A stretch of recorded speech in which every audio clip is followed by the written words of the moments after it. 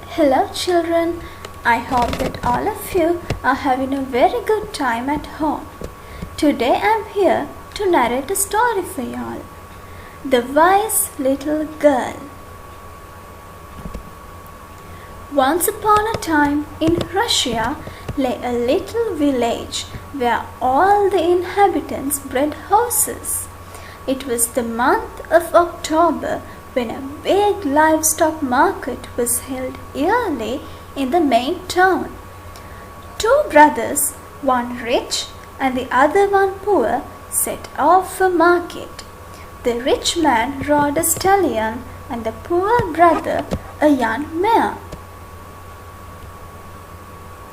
At dusk, they stopped beside an empty hut and tethered their horses outside before going to sleep themselves on two heaps of straw.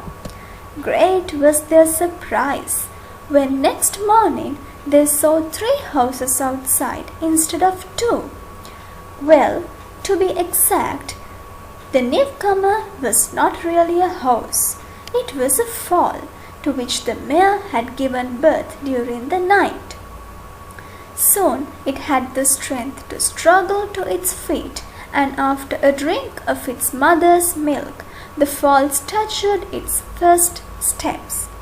The stallion greeted it with a cheery whinny, and when the two brothers set eyes on it for the first time, the foal was standing beside the stallion. "It belongs to me," exclaimed Dmitri, the rich brother, the minute he saw it. "It's my stallion's foal." Ivan, the poor brother, began to laugh. "Who ever heard of a stallion having a foal? It was born to my mare." "No, that's not true. It was standing close to the stallion, so it's the stallion's foal, and therefore it's mine." The brothers started to quarrel. Then they decided to go to town and bring the matter before the judges.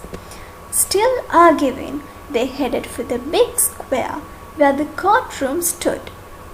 It was a special day, the day when once a year the emperor himself administered law. He himself received all who came seeking justice. The brothers were ushered into his presence, and they told him all about the dispute. Of course, the emperor knew perfectly well who was the owner of the foal. He was on the point of proclaiming in favor of the poor brother when suddenly Ivan developed an unfortunate twitch in his eye. The emperor was greatly annoyed by this familiarity by a humble peasant and decided to punish Ivan for his disrespect. After listening to both sides of the story, he declared it was difficult, indeed impossible, to say exactly who was the foal's rightful owner. And being in the mood for a spot of fun, and since he loved posing riddles and solving them as well, to the amusement of his counselors, he exclaimed, "I can't judge which of you should have the foal, so I will be awarding it to you, to which of you who solves the following four riddles. What is the fastest thing in the world? What is the fattest? What is the softest? And what is the most precious? I command you to return to the palace in a week's time with your answers." When Dmitri reached home, he realized he had nobody to help. "Well, I'll just have to seek help, for if I can't solve these riddles, I lose the foal." Then he remembered a woman, one of his neighbors, to whom he had once lent a silver ducat. That had been some time ago. But now with the interest, the neighbor now owed him 3 ducats. And since she had a reputation for being quick-witted, but also very astute, he decided to ask her advice in exchange for cancelling part of her debt. But the woman was not slow to show how astute she really was, and promptly demanded that the whole debt be wiped out in exchange for the answers. "The fastest thing in the world is my husband's bay horse," she said.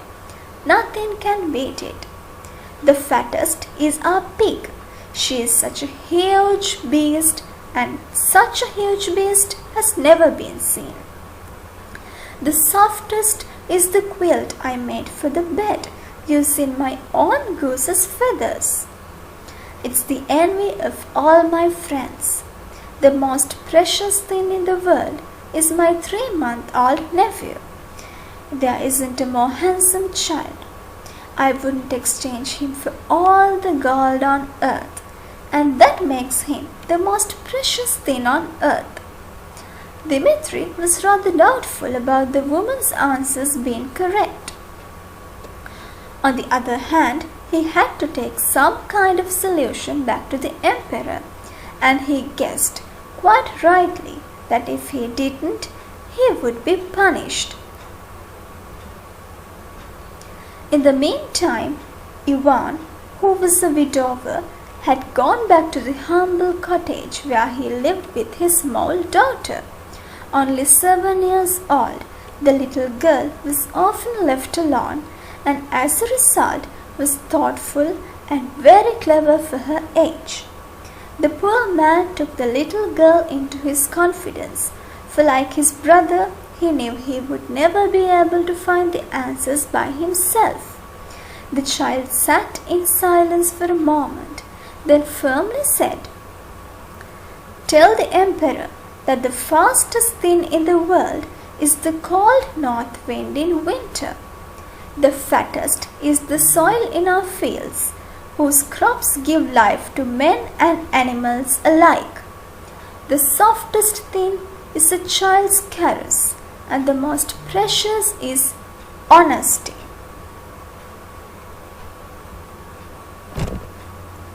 The day came when the 2 brothers were to return before the emperor. They were led into his presence. The emperor was curious to hear what they had to say, but he roared with laughter at Dimitri's foolish answers. However, when it was Ivan's turn to speak, a frown spread over the emperor's face. The poor brother's wise replies made him squirm. He angrily demanded, "Who gave you these answers?" Ivan told the emperor that it was his small daughter. Still annoyed, the great man said, "You shall be rewarded for having such a wise and clever daughter.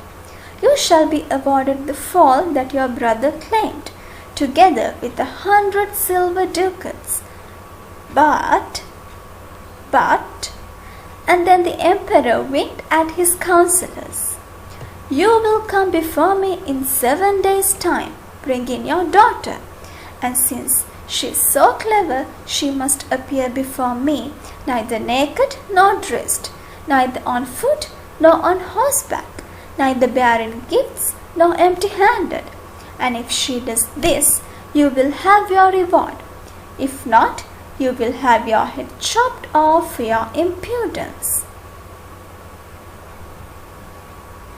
The onlookers began to laugh, knowing that the poor man would never be able to fulfill the emperor's conditions. Ivan went home in despair, his eyes brimming with tears. But when he told his daughter what had happened, she calmly said, "Tomorrow, go and catch a hare and a partridge. Both must be alive. You'll have the fall and 100 silver ducats. Leave it to me." Ivan did as his daughter said. He had no idea what the 2 creatures were for, but he trusted in his daughter's wisdom. On the day of the audience with the emperor, the palace was thronged by bystanders, waiting for Ivan and his small daughter to arrive.